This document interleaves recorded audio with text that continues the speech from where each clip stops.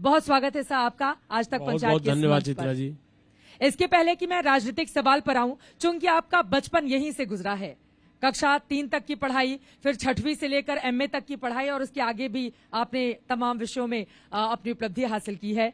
वाराणसी के तटों पर ही गुजरते हुए ये तमाम उपलब्धि आपके हिस्से आई। अभी मां गंगा की आरती हो रही है, पहले में अब में कितना बदलाव आया है? चित्रा जी, ये बात स्वाभाविक है कि जैसा आपने मुझे तो जब से आप लोगों ने यहाँ बुलाया, मैं अपने विद्यार्थी जीवन बाल्यकाल में खोया हुआ हूँ और इन्हीं घाटों पर पला बढ़ा, इन्हीं घाटों पर संघ के जीवन से जुड़ा और विद्यार्थी जीवन से जुड़ा। तो ये सब चीजें तो हृदय में है। काशी अपने आप में अविरल है, अद्वितीय है।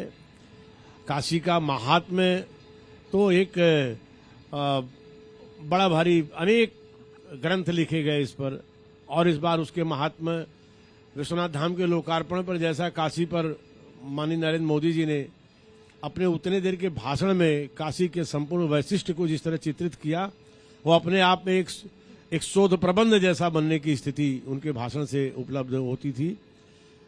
बदलाव में इतना ही कहना चाहूंगा कि आप बदलाव भिन्न भिन्न अर्थों में है। काशी में रोजगार के अवसर बढ़े हैं, काशी में व्यापार के अवसर बढ़े हैं, आध्यात्मिक स्वरूप में काशी पूरा देश दुनिया में बहुत व्यापक रूप में निखर के आई है।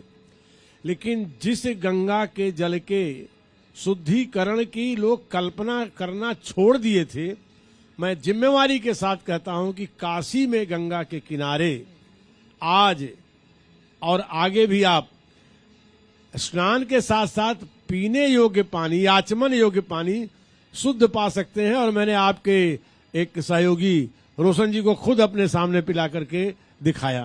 तो ये बदलाव है। और मोदी जी को तो पिला दिया, आपने पिया या नहीं पिया? हाँ, हमने और पिया।